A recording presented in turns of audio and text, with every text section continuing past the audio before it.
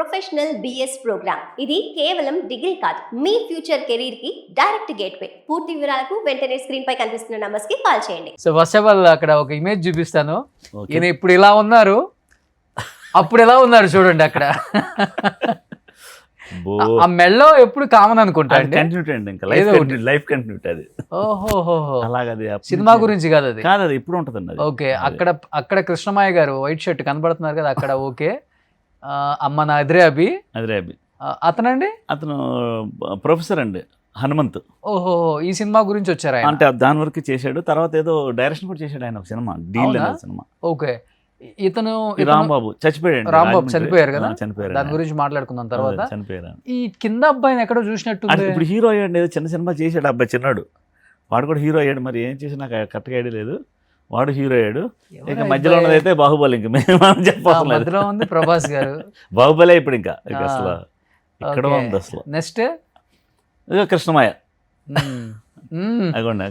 సీన్లన్నీ గలీలమ్మడి తిరుక్కుంటా చేసి ఉంటారు. అసలు అమ్మ పట్టించుకునే లేరండి అప్పుడు. ఇప్పుడంటే ప్రభాస్తో బయటకు వెళ్తే సమస్య లేదు, అప్పుడు ఎవరు పట్టించుకోలేదు. అక్కడ ఎక్కడ కృష్ణనగర్లో క్యాంటీన్లో తీసాం, అది రోడ్డు మీద, మెయిన్ రోడ్డు మీద క్యాంటీన్ ఉంటుంది.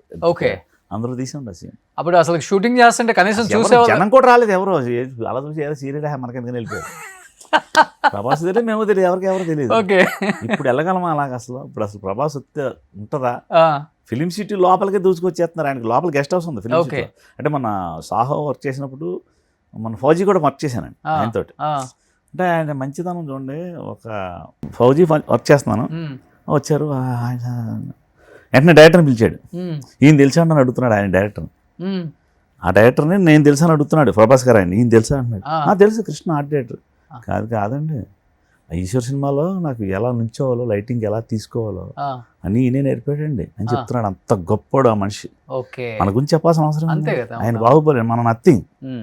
అంత మంచితనం అనమాట. కేరవాణి తీసుకెళ్ళాడు, ఏమంటే ఫుడ్ పెట్టి చంపుతాడండి. ఫుడ్ పెట్టి చంపేస్తాడు మనిషిని అంతే.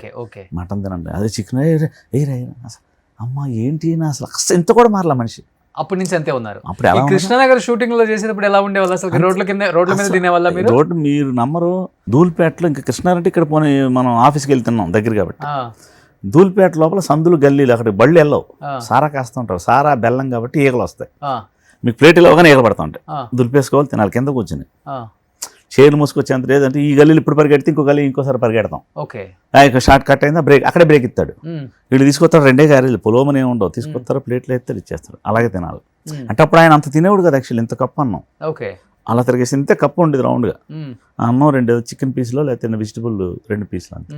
అప్పుడు స్టిఫ్నెస్ వేరే ఆయన, అసలు మామూలుగా లేడు. అవును, మంచి హైట్, సాలిడ్ గట్టిగా ఉండేవాడు అసలు. మొన్న సినిమా థియేటర్కి వెళ్ళి అల్చల్ చేసాం మేము.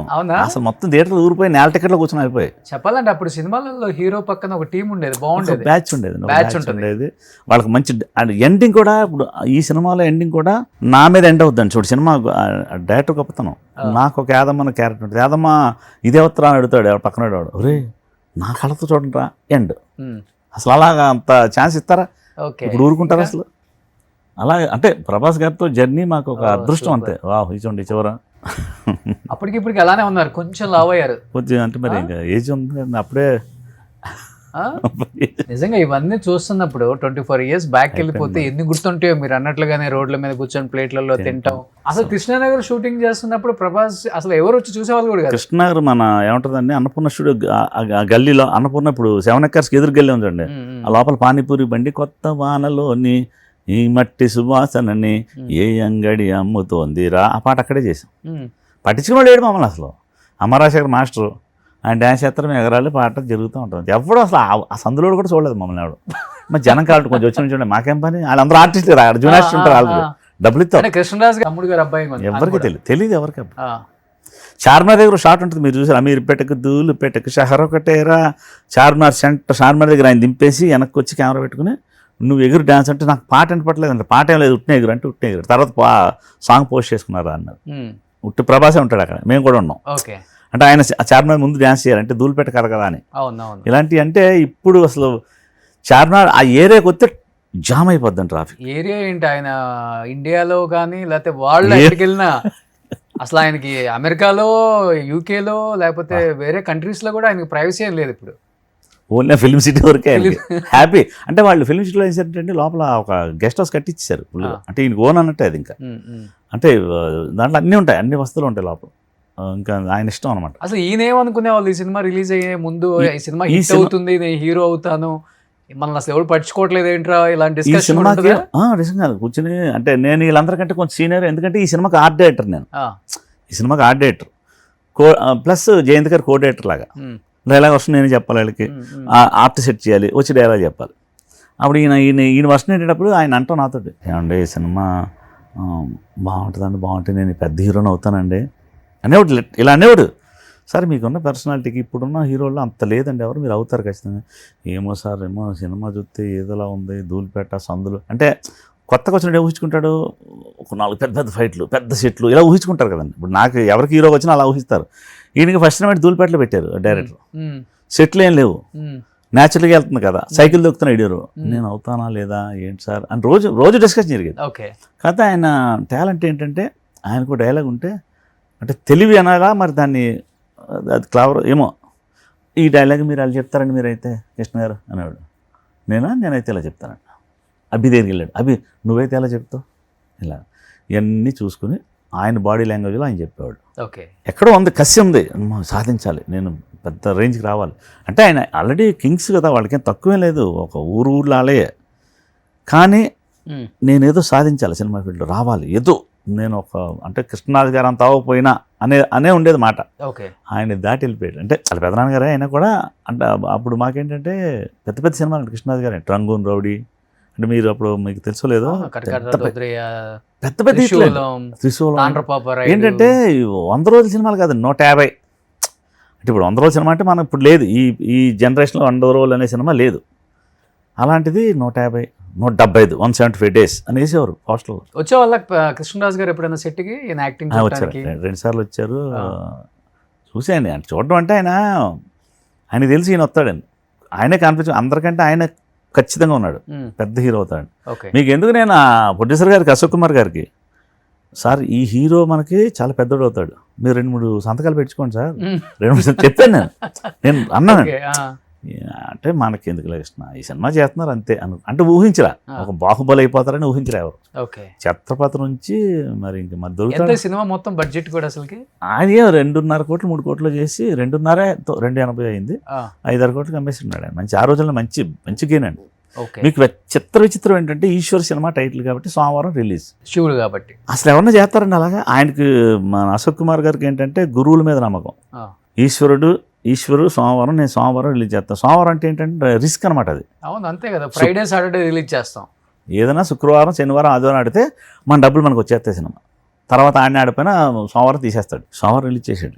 జయంత్ గారు అయితే నేను అసలే టక్కరదంగా ఈ చేసుకుని నేనేదో ఒకలా ఉన్నాను, నేను ఏదో చేసేటం అనుకుని ఆయన బాధ. మేమందరం కుర్రోళ్ళు అందరం ప్రభాస్ గారు ఏంటి సోమవారం రిలీజ్ ఏంటంటే, ఆదివారం మన శుక్రవారం అయితే కదండి మామూలుగా అని అందరం జనరల్. సోమవారం రిలీజ్ చేసి మళ్ళీ శుక్రవారం దాకా ఆడి శుక్రవారం నుంచి హైప్ అందుకుంది థియేటర్ ఫుల్. నేను థియేటర్కి వెళ్ళి చూసా ఈ మూవీ. అసలు మేము ఫస్ట్ అందరూ వెళ్ళిపోయాం థియేటర్కి. సంధ్యనే ఏదో 30 హీరో గారు కూడా అందరం వచ్చి అందరం. అప్పుడేంటి అప్పుడన్నా గుర్తుపట్టారు? అప్పుడు కూడా గుర్తుపట్ల, సినిమా అంతా అయిపోయి బయటకు ఈడారు అన్నట్టు. అంటే తర్వాత భలే ఉంటాయి కదా మెమరబుల్. మీకు ఆయన ఏదో పాట పాడేవాడండి, నబో నబ్బర్ గజలని, ఆ మ్యూజిక్ కొడితే పాడేవాడు, మేము డ్యాన్స్ చేస్తూ ఉన్నాడు. అంత అల్టర్గా ఉండేది అన్నాడు బ్యాచ్. అంటే ఇప్పుడు అందరూ నేను ఏజ్ వచ్చినట్టు ఫీల్ అవ్వను, కానీ మిగతా వాళ్ళకి ఏజ్ వచ్చిందని ఫీల్ అవ్వచ్చు, కొంచెం అఫీషియల్గా బాగున్నా అనొచ్చు. ఈయన అనలేదులేండి, సేమ్ అలాగే అంటే ఇప్పుడు ఎలా ఉండేదండి మనకి, బా నాన్ వెజ్ కూడా ఉండేది కాదు కదండి కంపెనీలో అన్నాడు. సార్ పెట్టేవాళ్ళు సార్ ఆదివారం అంటే ఓన్లీ ఆదివారమే, డైలీ ఉండదు. అదేలే మన ఈస్ట్ వెస్ట్ మాటలు అప్పుడు అలానే ఉంటుంది. ఇప్పటికే అలా ఉన్నాడు, అలాగే అడిగాడు. పెట్టేవారు కదండి ఆయన అసలు భలే ఉంది. నాకేమో అక్కడ ఆ ఫౌజీ డైరెక్టర్ కొంచెం టెన్షన్ అయినా, అంటే స్పీడ్ ఏదైనా మాట వదిలేస్తాడు. ఏమన్నా అంటాడు, నా ఈయన చేయి పట్టుకుని వదలట్లా నుంచి వెళ్ళిపోయాడు టక్కనే. అంటే ఒకసారి చూడగానే ఏమవుద్ది, అమ్మ ఏమన్నారు ఏమన్నా అక్కడ సాంగ్ చేశాం కదా చార్మినార్లో, జనం వచ్చి ఇక్కడ డ్యాన్స్ చేస్తాను తిడుతున్నారు, ఆయన చూడకుండా నేను డ్యాన్స్ చేస్తున్నాను అవన్నీ చెప్తున్నాడు ఆయన. ఆయనకు ఒక టక్కన వెళ్ళిపోయాడు ఫ్లాష్ బ్యాక్. నాకేమో వర్క్ టెన్షను. అంత మిథున్ చక్రవర్తి గారు వస్తున్నారు ఆర్టిస్ట్, ఆయన ఆ స్టిక్ ఇవ్వాలి, ఆయన సెటప్ చేయాలి, ఈయన వదలట్లేదు. డైరెక్టర్ ఇటు చూస్తున్నాడు హీరో దగ్గర ఏమన్నాడు కదా, ఆయన ఏమో చాలా నాకు అన్నీ నేర్పాడండి అదండి ఇదని చెప్తున్నాడు. నాకు టెన్షన్ సార్ మళ్ళీ వస్తాను సార్ ఒక్క నిమిషం ఏంటి మళ్ళీ లంచ్కి వచ్చి మళ్ళీ వచ్చే లోపలికి అంటున్నాడు ఇప్పుడే కదా తిన్నా మళ్ళీ తిండి పెట్టి చంపుతారండి. సుమన్ టీవీలో మీ పర్సనల్ అండ్ బిజినెస్ ప్రమోషన్స్ కోసం కింది నెంబర్కి కాంటాక్ట్ చేయండి.